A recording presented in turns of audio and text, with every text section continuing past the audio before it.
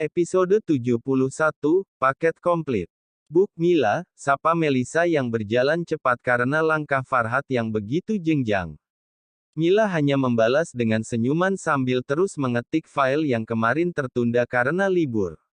Cek.ck, pasangan itu selalu saja membuatku iri romantis, penuh cinta, sudah bisa dipastikan kehidupan rumah tanggaku nanti kebalikan dari mereka, ujarnya lirih sambil terus mengetik.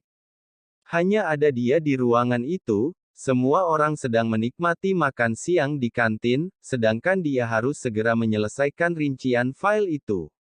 Farhat mengunci pintu ruangannya rapat-rapat agar tidak ada yang mengganggu mereka, lalu ia mendudukkan Melisa di atas pangkuannya sambil tersenyum manis. "Kamu kenapa sih sayang, kok dari kemarin cemberut terus?" "Masih, nggak jujur sama Melisa," ucapnya sambil memilin-milin ujung dasinya Farhat. Soal apa?" Tampaknya Farhat belum menyadari kalau Melisa mengetahui kejadian di studio itu, rambut yang tersangkut itu punya Kak Zeikan.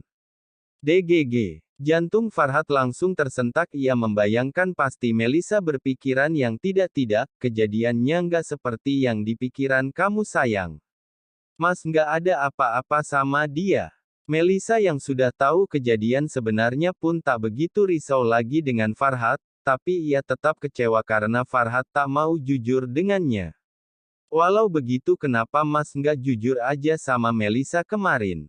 Mas selalu cemburu kalau Melisa dekat sama Vino tapi Mas nggak mikirin apa kalau Melisa juga bisa cemburu," ujarnya dengan bibir mengerucut. "Iya maaf sayang. Mas tahu masalah. Mas cuma takut kamu bakal menanggapi hal itu sama kayak Mas waktu itu, Mas takut kamu marah. Makanya Mas nggak berani jujur, mulai sekarang Mas harus jujur pokoknya." "Sakit tahu hati Melisa Mas," ujarnya sedikit marah namun wajahnya malah menggemaskan. "Iya, maaf ya, sekarang Mas tahu kalau kamu ternyata sabar dan dewasa banget, besok Mas pasti jujur gimana pun situasinya, mau kan maafin Mas?" Ujar Farhat sangat tulus, ia benar-benar merasa bersalah karena sudah membuat Melisa kepikiran hal itu. "Iya," jawab Melisa masih dengan bibir manyunnya, "ternyata istriku ini ngambek seharian karena cemburu."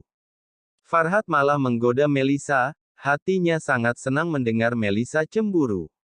Itu berarti Melisa sudah benar-benar mencintai dan takut kehilangannya kan, tapi tetap ya Mas nggak mau kamu terlalu dekat sama Vino atau laki-laki manapun. Tegas Farhat. "Vino kan sepupu Mas, berarti dia jadi saudara Melisa juga lah, yang sepupuan itu Mas sama dia, kamu dan dia itu tetap nggak ada ikatan darah jadi apapun bisa terjadi," ujar Farhat menegaskan. Iya. Mas juga jangan dekat-dekat perempuan lain. Melisa nggak mau tahu, pokoknya mau itu rekan kerja. Mau teman. Pokoknya jangan. Beribu perempuan yang Mas lihat setiap harinya, yang cantik tetap kamu sayang, cuma kamu yang ada di sini, ucap Farhat sambil meletakkan tangan Melisa. "Farhat, kamu mau tahu rahasia Mas?" "Melisa, rahasia? Apa?" "2 kali Mas menikah, Mas nggak pernah secinta ini sama pasangan Mas," ujarnya. "Hihi. Mas bohong banget sih," gombalinnya, "beneran sayang, dulu memang Mas nikah, tapi Mas kayak merasa nggak punya istri." "Apa-apa sendiri, istri Mas selalu sibuk dengan pekerjaannya, kami cuma bisa berudaan kalau mau tidur saja itu pun nggak lama." Farhat memejamkan matanya mengingat akan masa-masa pahit itu, "Maka itu Mas bersyukur banget punya istri kayak kamu. Kamu itu baik, rajin, perhatian, lembut, sabar dan yang paling istimewa kamu langsung kasih keturunan buat Mas, kembar lagi, benar-benar paket lengkap istriku ini." Cantiknya nggak disebutin. Kalau cantiknya nggak usah ditanya, kecantikan kamu itu nggak ada duanya. Kalau lihat muka kamu Mas pengen banget mencubitnya. "Hahaha, ada-ada aja Mas." Melisa curiga jangan-jangan Mas udah punya pikiran macem-macem ke Melisa bahkan sebelum kita nikah. Hehehe.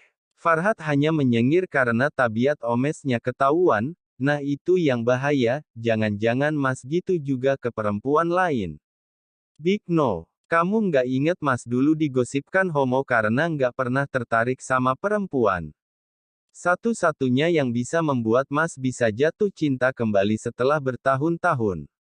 Sejak kapan? Tanya Melisa menyelidiki. Dia menduga pasti sejak mereka belum menikah, sejak nyuci piring di warung ibu, jawab Farhat.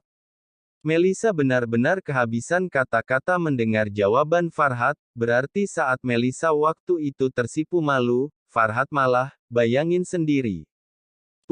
Wajah kamu merah lagi seperti waktu itu, jangan-jangan kamu juga udah suka sama Mas dari dulu ya, goda Farhat. Enggak ah, wajah Melisa tambah merah merona, ngaku aja, pasti iya kan, enggak loh Om Farhat, sahut Melisa meledek. Tahu rasa kamu kan kena peletnya Om, ujar Farhat tersenyum tipis. Di kantin, semua mata karyawan tertuju kepada Riko yang membawa nampan makanan di tangannya. Ya, dia berniat mengantarkan makan siang untuk mak lampir sang pujaan hati yang sedang mengejar deadline. Tumben Pak Riko ke kantin. Iya biasanya diantar makanannya, iya. Akhir-akhir ini kok dia aneh ya, para karyawan bersahut-sahutan membicarakan Riko. Nih, makan dulu, ujar Riko sambil meletakkan nampan itu di meja Mila. Mila hanya melirik jengah ke arah Riko, istirahatlah. Riko mengusap keringat yang ada di dahi Mila dengan telapak tangannya. Kau gila, kalau ada yang lihat gimana? Mila menepis kasar tangan Riko, tidak ada orang lain di sini, lagi pula sebentar lagi kita menikah kenapa kau ingin menutupinya? Masih ada waktu 2 minggu lebih, dan aku berharap Tuhan berbaik hati padaku lalu membatalkan pernikahan kita, jadi jangan beritahu orang-orang untuk antisipasi agar kita tak perlu repot-repot menjelaskan ke mereka nantinya paham. Tukas Mila. Tuhan tidak akan bermurah hati pada orang sepertimu, Riko tertawa sinis, apa maksudnya orang sepertiku Memangnya kau orang baik? Mila semakin kesal dengan Riko. Tentu saja aku baik, makanya Tuhan mempermudah semua urusanku, sahut Riko dengan sombongnya. Iya kau baik sekali, sering menerobos rumahku. Sering menindasku di kantor dan Riko, hei, apa? Mila meninggikan suaranya, ia tak menyadari kalau beberapa karyawan sudah ada di sana.